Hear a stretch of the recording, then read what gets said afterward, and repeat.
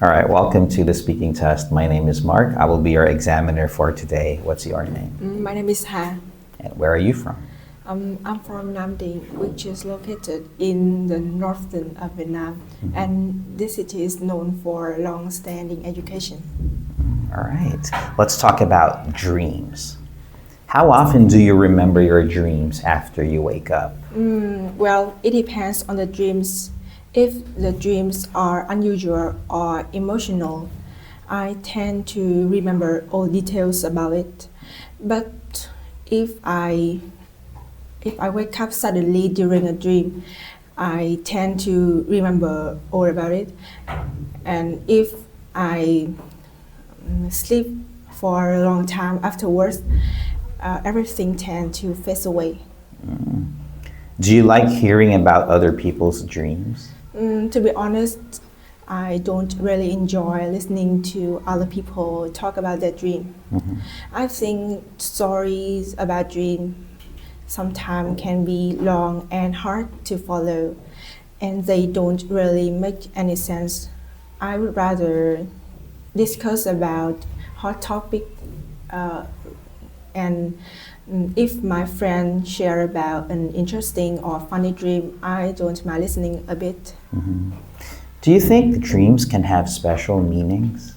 Well, I think some dreams might have symbolic meanings. Dreams often reflect our thoughts, emotions, and experience in daily life. For example, if I'm stressed about an exam, I'm more likely to dream about being unprepared. But I don't fully believe that dreams have hidden messages inside. Would you like to learn more about the subject of dreams? Not really. I think learning about dream might be interesting for some people. But for me, I would like to focus on subjects that are practical and really relevant to my studies like science, math, or technology. Let's talk about drawing and art galleries. Did you learn to draw or paint when you were younger? When I was young, I took a drawing course because I was very interested in art, and I learned some basic techniques like shading and coloring. But when I got older, I became more focused on my career and gradually stopped practicing. Now I don't draw anymore, but I still appreciate visually striking artwork. Have you ever visited an art gallery? I've been to an art gallery before, but I don't have a strong interest in art. I took part in a school trip once. While some artwork were impressive, but I didn't find the experience very exciting. Well, do you like looking at drawings or paintings? I think yes, but I don't fully passionate about art. If I come across a piece of art, I might stop and admire it for a moment, but I don't think that I will spend a long time analyzing it or discussing about this topic in depth. Well, would you like to learn more about art in the future? Not really. I think I would prioritize subjects that are more relevant to my studies, and I think if I come across something intriguing about dreams, I don't mind reading a little about it, but it's not the priority for me. Let's talk about taking photos. How often do you take photos? I'm not keen on photography, so I don't take photos very often. But if I find something interesting or want to capture a memory, I would take one as to make the memory alive. Do you like taking photos of yourself? I don't enjoy taking selfies. Mm, I am I tend to capture the scenery or the scenery around me. But if I was with a friend or my family, I don't mind taking a photo to keep it as a memory.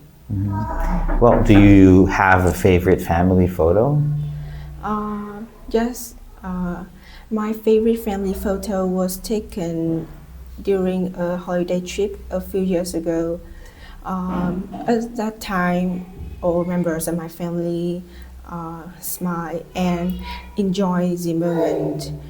When looking at it, it always brings me back uh, to the trip and reminds me of how much fun we had. Would you like to learn how to take better photos in the future? I don't think so. I think taking photos is a useful skill, but I don't think that I will spend more time learning about it. As long as the picture are clear enough to capture the moment, is good enough for me. Let's talk about daily routine. What do you usually do in the morning? I often follow a simple routine. First, I wake up and brush my teeth. After that, I have a light breakfast to absorb enough energy for the day ahead.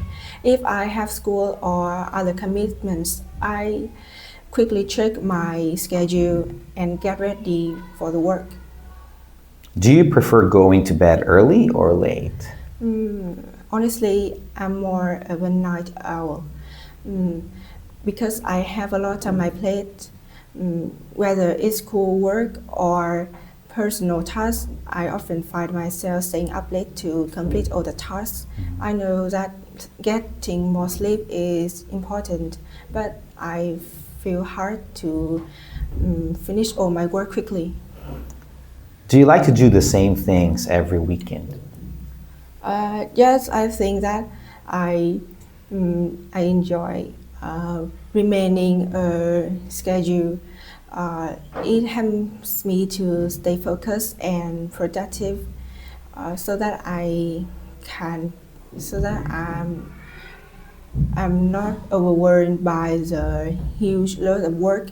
I also set aside time for my family and friends. Is your daily routine going to change in the future? It depends on the circumstances. If my responsibilities change, like having a new job or pursuing a different academic program, my schedule will likely to adjust.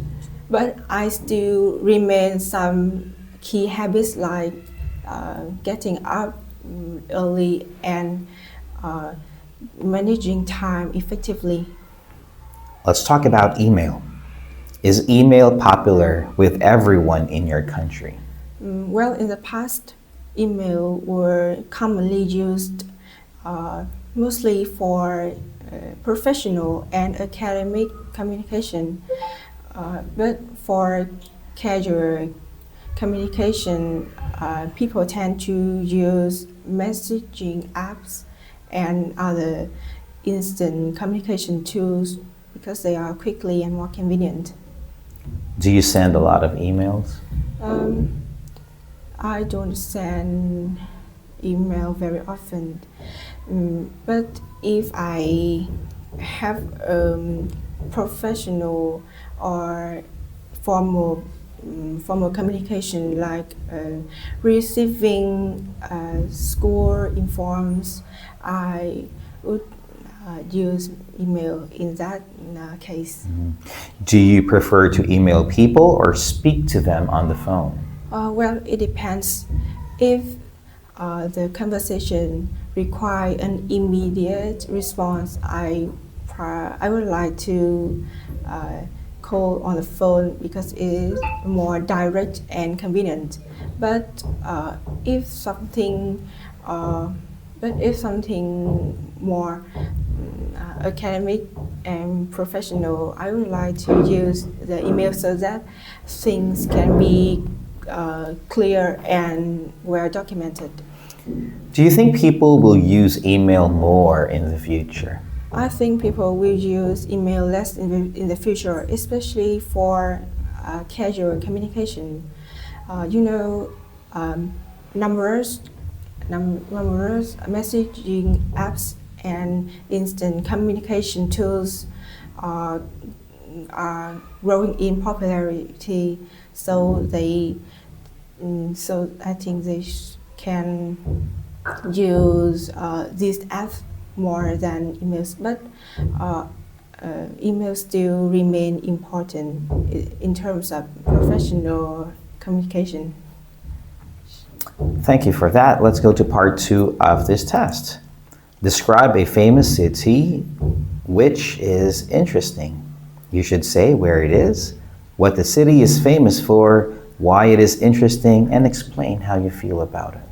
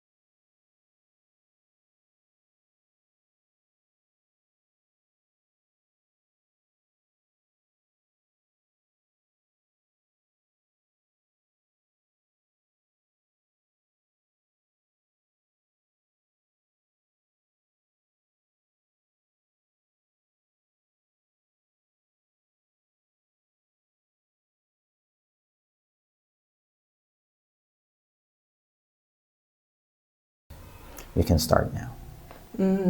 One city that I find really interesting is Da Nang, which is located in central Vietnam. This city is famous for its stunning natural beauty and its reputation as a tourist attraction. The city is also well known for being the hub that connects visitors to other destinations in the region, like the Old Town of Hội An or the Imperial City of Hue, both of which are UNESCO World Heritage Sites. What makes Da Nang fascinating to me is the combination of natural wonder with modern development.